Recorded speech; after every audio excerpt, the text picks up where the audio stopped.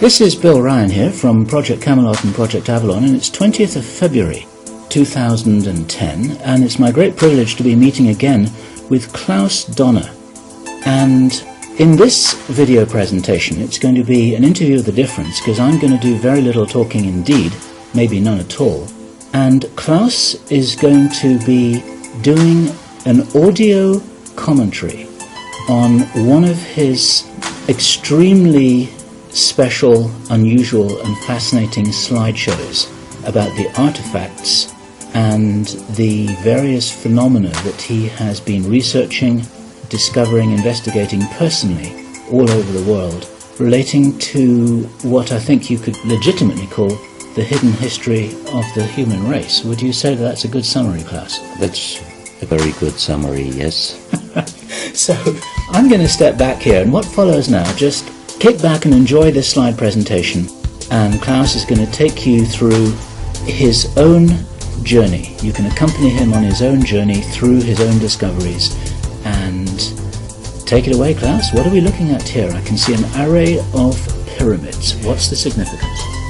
The significance is that you can find pyramids all over the world on each continent, and the question is when and who did build those pyramids, why many of those pyramids all over the world are looking very, very similar.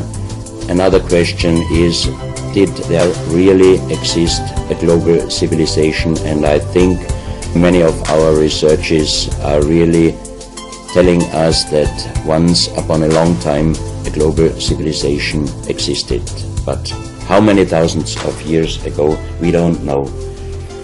Most of the audience of Project Camelot may know about the story of one stone pyramid building found in 1984, 25 meters under the sea level in Japan on the island of Yonaguni, which is the southeast Japanese island belonging to the Ryukyu island group.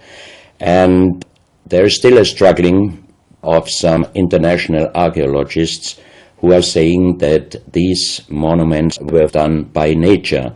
But my friend Professor Masaaki Kimura did several years since then researches not only on this monument, but also he found several others close by. On the right side down you have a model, and one thing nature is definitely not doing on top of two platforms of this monument. There is one huge stone turtle and one huge stone bird like an eagle.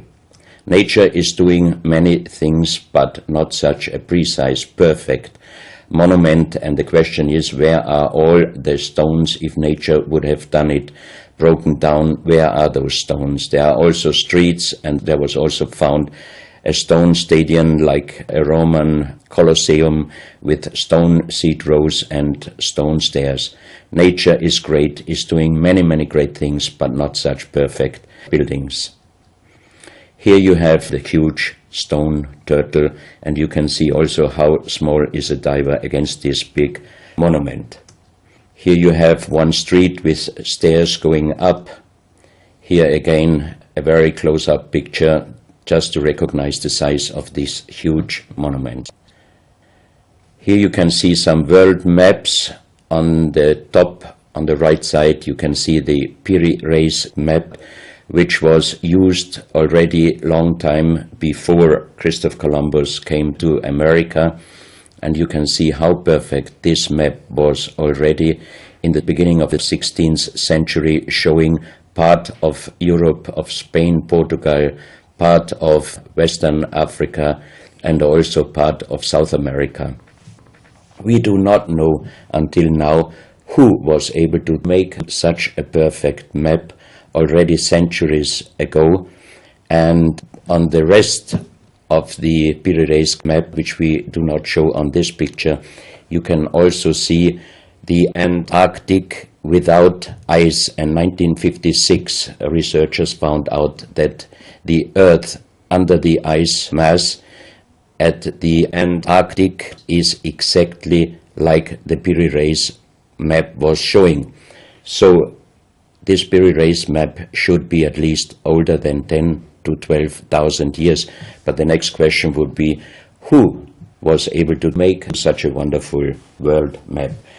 On the left side, on top, you see Atlantis, done by Athanasius Walzemüller, and the map is the other way round. He did it the other way round, and you can see the continent between Europe, Africa, and also America.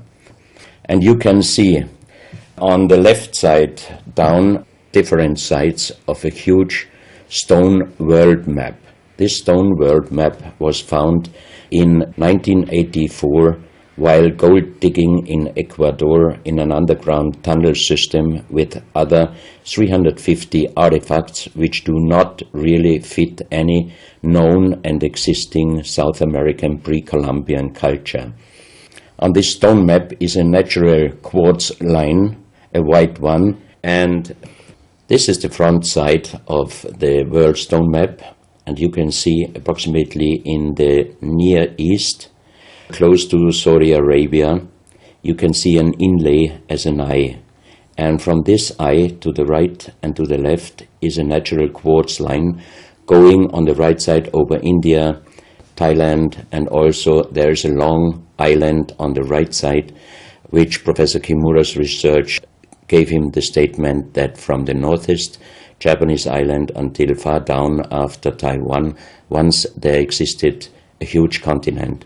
But then this world map must be older than at least 10 to 12,000 years.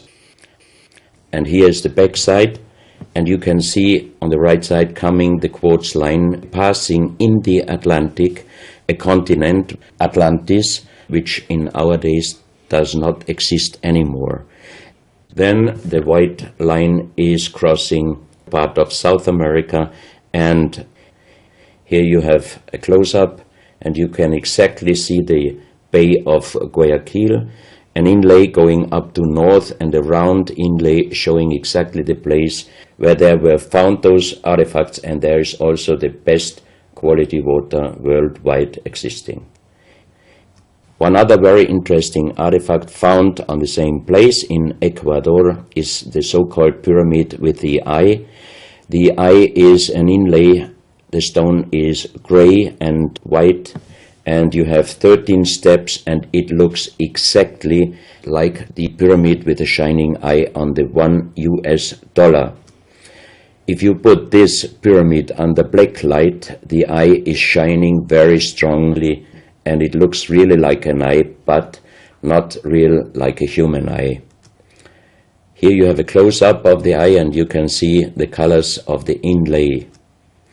On the bottom of this pyramid, you have the inlay in little gold plates showing the Orion star constellation, and you have unknown writing. The translation of Professor Kurt Schildmann, who was the president of the German Linguistic Association, and he was perfect in more than 40 languages. He was able to translate this writing. He called it pre-Sanskrit because it is older than the oldest writing. And the translation of these 4 letters you can see here, his translation is "the Son of the Creator comes." As we found the same writing on stones in certain countries like Ecuador, Colombia, Illinois, United States, Clausel, France, Malta in the Mediterranean, Turkmenistan, Australia, and in southern Calabria, Italy, just a few years ago. Always there are stones and ceramics, terracotta with the same writing. That means this writing existed once worldwide, and that means there must have been a global civilization older than Sanskrit, older than 6,000 years. And Professor Schildmann also told me that this writing has a little similarity to the Indus writing and also to the Easter Island writing. And as he said, this is older than Sanskrit. He called this writing pre-Sanskrit. On this stone, you can see on the top the 2 eyes, and then you see the right hand holding the pyramid and putting the left hand on top of the pyramid. That means showing how to use this pyramid with the eye. On this stone you can see an encarving, sitting a man on a stone holding the pyramid exactly as it was shown on the artifact before. From his eyes are going rays out, and on the right side you see two bowed persons. On his head he has something like a small helmet, and from this helmet goes up like an antenna to a strange object over him. And here you have the photo of the discovered helmet. We could not yet make a metal research or checking what kind of metal was used, but you can see in the center of the helmet that something is missing, and that might have been this kind of antenna which was shown on the artifact before. Another very strange finding from the same place is one big jade cup and 12 little jade cups. As the 12 cups are man-made and each one is a little bit different in size, if you fill them up perfectly with water and you put the 12 cups of water inside the big cup is completely filled. The next strange thing is that you can see on the little cups numbers which are looking like the Mayan numbers, but if you compare them with the Mayan numbers, you find out that there are some little differences. And on the big cup you can see a perfect inlaid star constellation, also showing the Orion and other stars. And inside the big cup it is very, very magnetic, and outside the cup nearly nothing. Professional geologists are saying this is impossible, because if a stone has metal particles inside the stone, it must be same magnetic from both sides. Here you have a close-up of the big cup, and you can see a perfect inlay of star constellations, and they are shining very brightly if you put black light on it.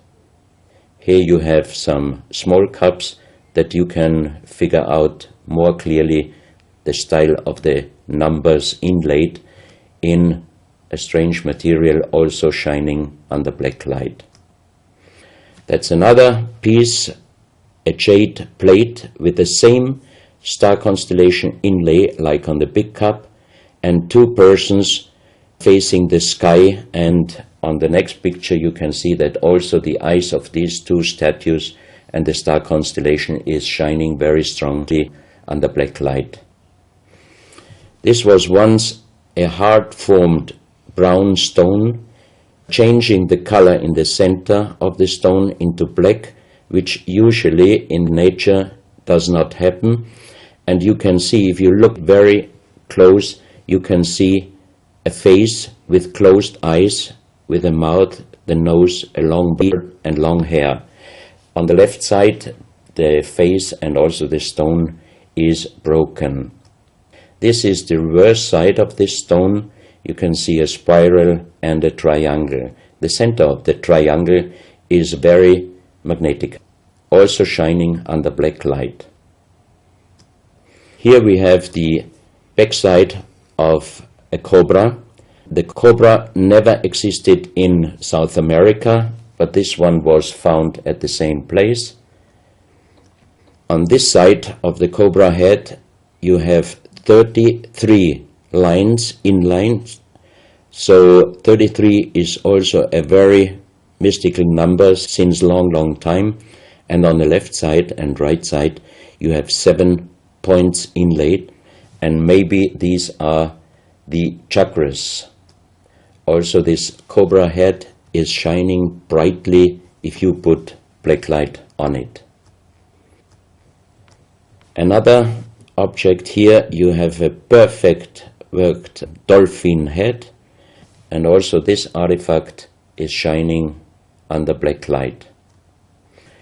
Here you have a kind of stone helmet. You can put this granite stone helmet on your shoulders, or you can lay your head inside it, and the inlay points which you see on this helmet, some experts told me that these points are exactly the acupuncture points on the human head.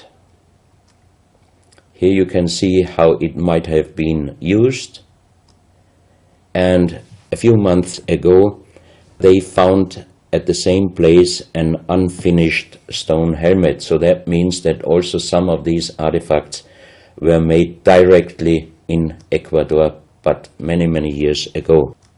And also the inlay on this object are shining under black light very bright. This is a fantastic jade snake, and also the inlay points are shining under black light.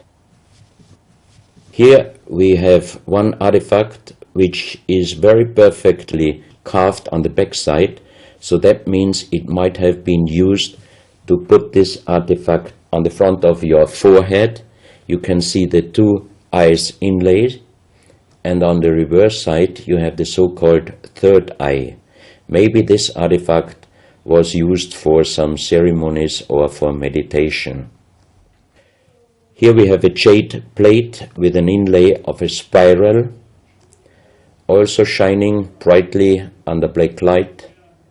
Another one, you can see 7 rings inlaid in the jade plate and also shining under black light. Maybe this also could be a presentation of the 7 chakras.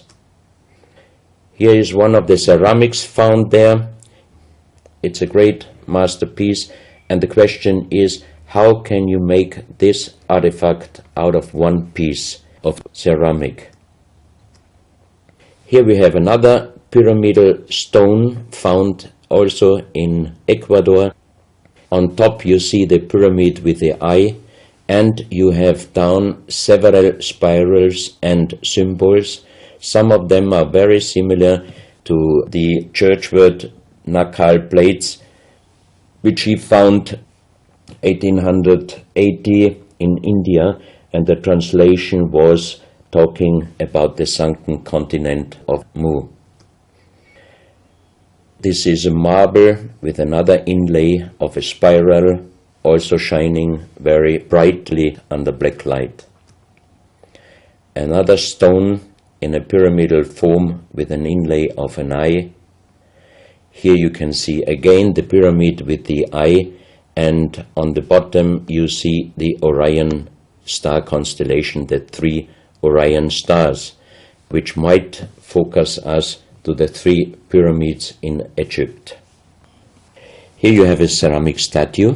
You can see the style of sitting is not real pre-Columbian style. It looks like the lotus seat from Asia. On top of this statue you have a head with some points, and it looks quite similar to many of the Buddha presentations. He holds a snake in his mouth. The snake is a very mystical and very often presented object. So that means this statue is not from any existing or known pre-Columbian culture. Even the next one, you can see that how this statue is sitting, it looks more the direction of Asia. On top of his head, again a very strange head, and in the center you can see like the head of a frog. Also the frog is a very mystical animal in old South American pre-Columbian culture, but also in Africa and also in Asia.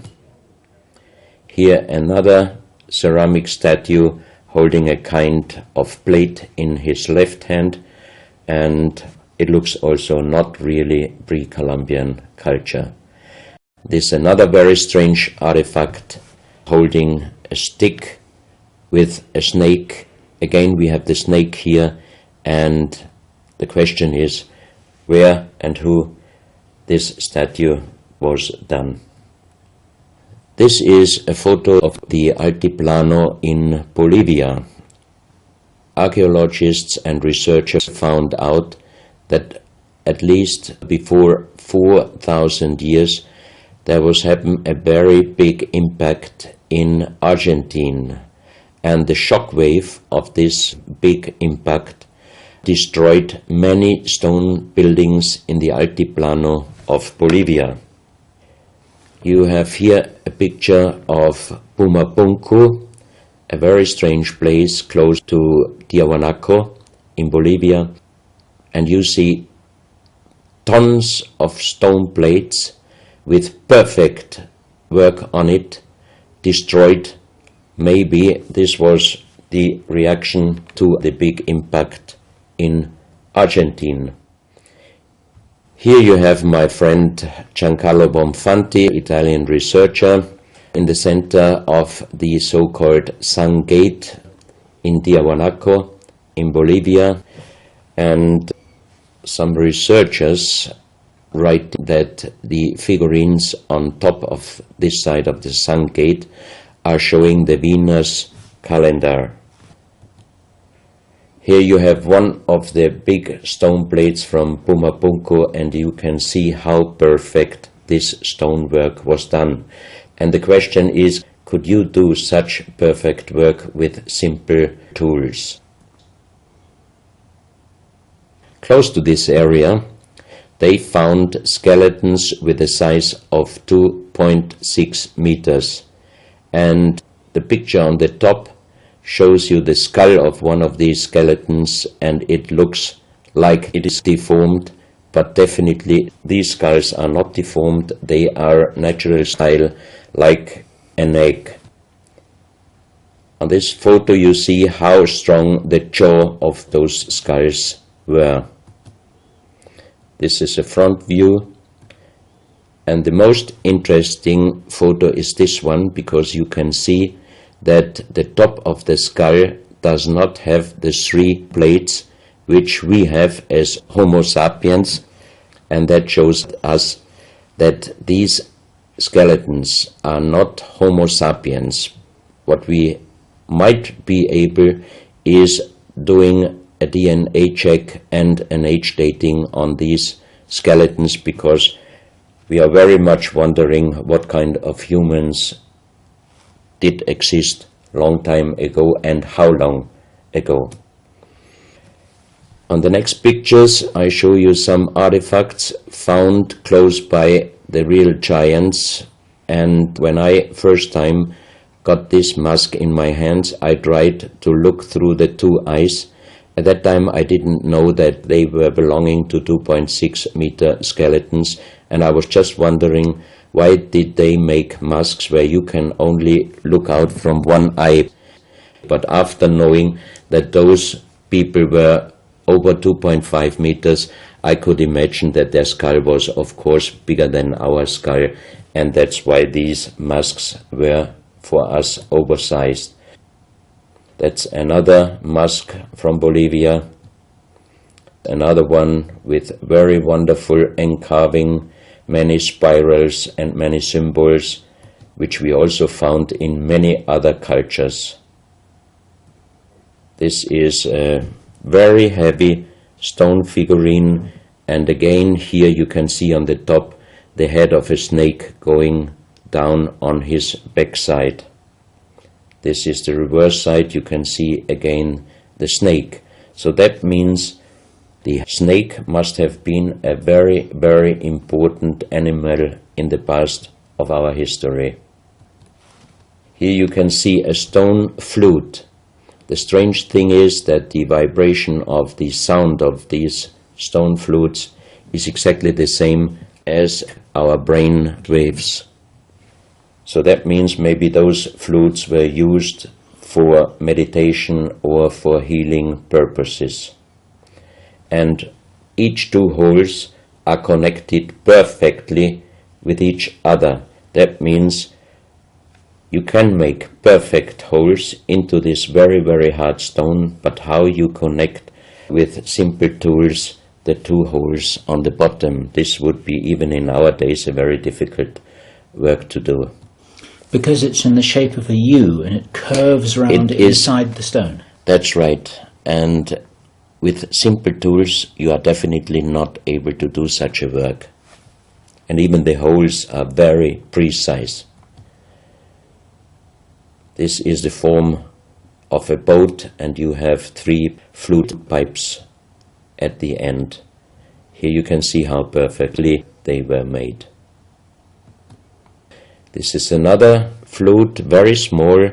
You can use it only with very soft blowing, and the sound is like the sound of the dolphins. This is an artifact where we do not have any idea for what purpose it was used. Now we are in Colombia. On the next few photos I show you very strange artifacts from Colombia in South America. The most famous industrial designer and architect in Colombia, Professor Jaime Gutierrez, is collecting strange artifacts from his country already since centuries. His most important piece is the so-called genetic disc. Here you can see a disc made out of lyddite, a very hard stone. It's nearly the same hardness as granite, but the structure of lyddite is like leaves, so it would be quite impossible to make the same disc in our days out of the same material. The diameter of this disc, we call it the genetic disc, is about 27 centimeters. And on this disc you have several things presented which usually you can only see with a microscope. For example, on the left side, around 11 o'clock, you can see one egg, human egg, without, and another with spermia. On the right side, at approximately 1 o'clock, you can see some spermias, and then you have several very strange presentations which we could not explain. But here on the left side you have a microscopic photo from the inside of a lady done by a Swedish photographer, and you can see that the egg without and with spermia looks exactly like the presentation on this genetic disc. On the reverse side you have on top several presentations of fetus in different size, different age, ending up with looks like a little child. You see also at the end of the plate around 6 o'clock female and male, and also on the right side around 9 o'clock you can see the presentation of man, woman and child. But the strange thing is how they present those human-like heads. Here you can see a knife done by the same material, lyddite. On top of the knife, on the handle, you have mother's head. Beyond you have the child's head, and the umbilical cord is going around the neck of the child. So that means this knife would have been used to cut the umbilical cord, saving the child's life. This is a close-up mother, child and umbilical cord. This is an instrument. It might have been used for helping the child coming out, leaving the mother, when there were some complications. And it is also made out of the same material, lyddite. You have here the vagina and the child's head coming out, and on the reverse side you can put only your thumb inside. That means you can only use this instrument with your fingers, meaning you cannot use power. So that means it might be safer helping the child leaving the mother than our instruments we are using in our days, because sometimes the modern instruments, while being used, can damage the child's head. This, we think, is a medical instrument. It is also lyddite, and it's a perfect form. Another one, and these are other ones, they are very much smaller than shown on this photo. And when we did material check in Vienna, the most expert worldwide checked those pieces. First of all, the material. Each one is done with lyddite, and the form itself, he checked them, and finally he said, I cannot tell you how they were done, who did they make, but the only thing I can definitely tell you, from the same material in our days, we cannot make the same instruments. So how old they are we do not know, but as they were found in Colombia and they do not fit any existing pre-Columbian culture, we must consider that those artifacts are at least older than 6,000 years. But we cannot explain what kind of technology they did use to be able to make such instruments and such tools made with lyddite. You can see each piece fits exactly every kind of hand, never mind how big the size of the hand was. Each instrument, each tool fits exactly each hand which was using those instruments. This face looks a little bit like the Maui, the big stone statues from Easter Island. Here you have a close-up. This, in joking, I call it the dentist chair. Perfectly done, but again, same material, lyddite. And the strange question is, why, if they could make such perfect figurines out of this very difficult material, why did they show the human face always with big round eyes and a little nose and a big mouth? There is no real explanation possible. This is again one piece from Colombia, lyddite. On the front side you see the mother holding the baby, and on the back side you see the man with armors, most probably for hunting. This stone figurine was found in Colombia. It looks exactly like the Maui statues from Easter Island, but it is only about 30 centimeters in size. This is another masterpiece of stonework. You have on both sides presented one bird, but if you look at the front side, you can see that the two birds presenting a face, and on the left side, between the bird's head and the wings, you see again this unknown writing which we found on stones from all over the world. This is the mother holding a child, very strange face, and it's a kind of jade material. This is another stone from Colombia showing an armadillo. On top of the armadillo you can see a strange face with long ear and two horns on top. On this artifact you can see a smiling face on top. You have two triangles on this side, and on the other side, on the right side, you have a face. Again, the animal face on the right side, and some unknown symbols. And on the bottom of this object you see an animal, looks like a crocodile. Now we are moving to Guinea, West Africa, very close to the border with Mali.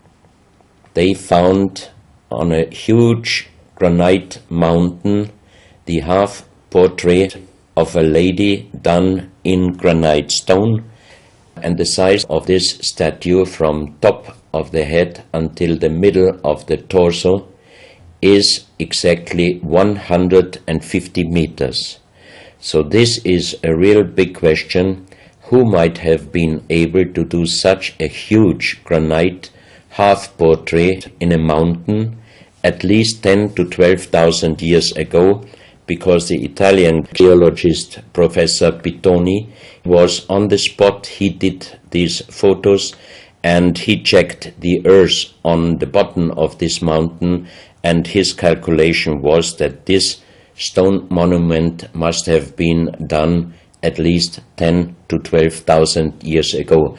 But then we have the real big question: who could have been able to do such a big stone monument? Even in our days it would be impossible, or at least it would cost so much money that it would never be able to do. And if you look at the close-up of the face, some experts told me that this face definitely is not European, but also of course not black African.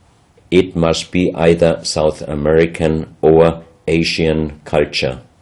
But then again, we are at the point 10 to 12,000 years ago. It might be the civilization, the lost civilization from Atlantis. Close to this area in Sierra Leone, Professor Pittoni was in charge of diamond excavations.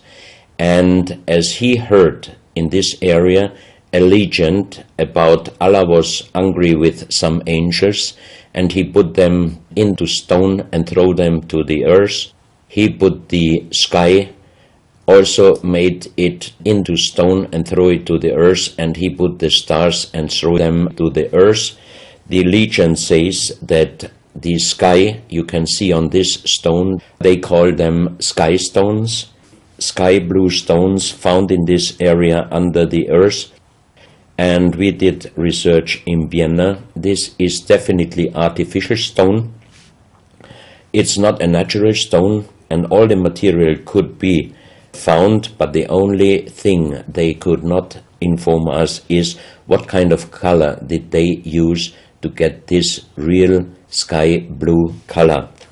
The stone figurines found from 20 meters down to even 50 meters. Professor Pittoni always took some organic material from the finding place, and the age dating of those stone artifacts are from 2,500 years up to the oldest one, 17,000 years.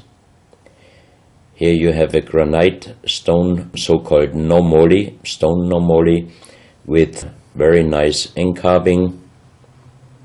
Here you have a man sitting on an elephant, as there are also the legends of giants all over Africa.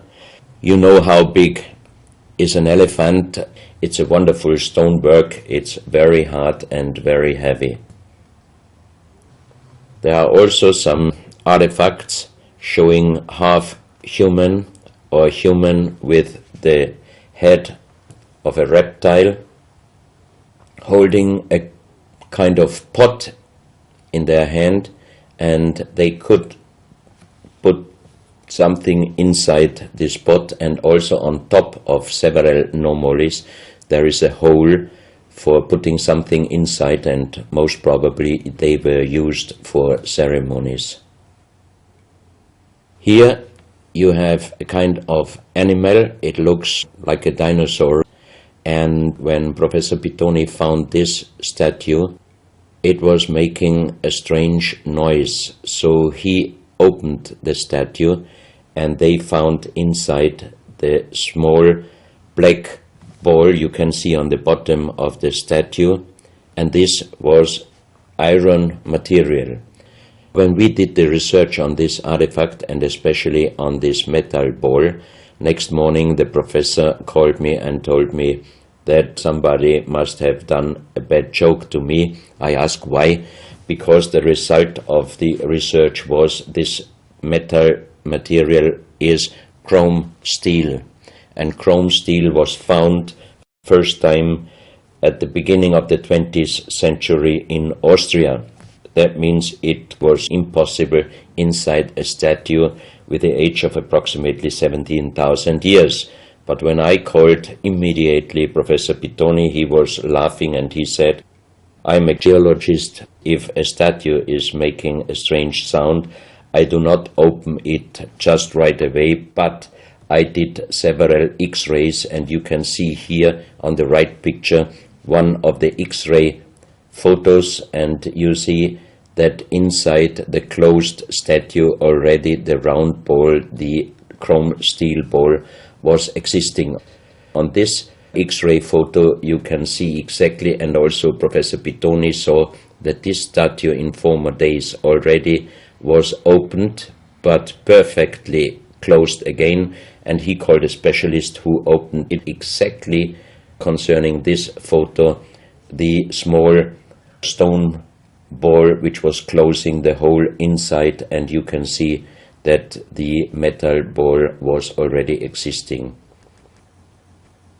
Some of you might have watched several pictures, photos on the internet of giant skeletons found in desert, in India, in China and other places. Most of those photos were competition photos to present Photoshop. Perfectly done. I also was quite impressed when I received first time one of those photos, but these photos I'm showing you now, they are definitely not coming out from a Photoshop competition. These photos are real skulls and skeletons. This skull was found in a tunnel system underground in Colombia. The skull is dated up to 11,000 years. The skull is bigger than normal skull, and the front teeth of the jaw are lined up in a different way than our teeth. Something that occurs to me here is that there's a very strong, pronounced jaw. It's a very prominent jawline, very prominent chin. And here you see a photograph that was shown to us by a Project Camelot insider. Now, this isn't a real photograph. This is a scene from the old Arnold Schwarzenegger movie Conan the Barbarian. And what you're seeing here is a special effect on the actor James Earl Jones. The critical thing here is the shape of the jawline. Our witness, who had spent time with the Anunnaki in real time, in the present day, said that one of the things that characterizes them, besides their size, which he says was 8 or 9 feet tall, he said they're very large and they're very strong and they look larger than that. But that's round about their height, which matches exactly the 2.6 meters that Klaus has been talking about. He said this is a very prominent, strong jawline, and this is what strikes me about these skeletons, these skulls here that we're looking at right now. Didn't know. No, you need to know this. Back to Klaus. So once again, here you have a very old photo done in a museum in La Valletta in Malta, and it shows several long skulls, and the explanation is deformed skulls, but they are very long, going to the back. This is one of several very, very strange skulls. They are presented in a small museum in Ica in Peru. Ica is located close to the famous Nazca lines, and the museum is called Museo Maria Reiche, the German lady who was researching her whole life about the Nazca lines. And in this museum you can see the most strange skulls I ever saw, all found in this area close to the Nazca lines. So the question is, what kind of humans were living there, and how did they get those skull forms? And especially this one, definitely several doctors and experts told me it would not be possible to create such a kind of deformation, because through deformation you do not get the double bone material on the skull, and on this skull even you have particles of the skin and hairs, and I think it would not be difficult to do a age dating and especially a DNA analysis of this skull. On this picture I show you some legendary skeleton forms of giants. In the year of 1964, in the south of Ecuador, in the province Loja, there broke down a part of a mountain platform, and Father Carlos Vaca, who was working as a priest in hospitals, he was called to this place and he found the broken bones of a giant. Good. Well, Klaus, I asked you if you would take us on a journey, and for the last nearly an hour, I think it is, you've taken us on a fascinating journey not only around the world, but through time, back as long ago as 17,000 years. And it's a real reminder of how little we know about what our history really is. These are important pieces of an important puzzle, and you're doing an enormous amount to raise people's awareness of what it is that we're not shown in many museums, what it is that we don't read in anthropological textbooks, and what it is that many university professors still refuse to recognize. And thank you so much for your part in helping to raise our own understanding of our history on planet Earth. Klaus, thank you.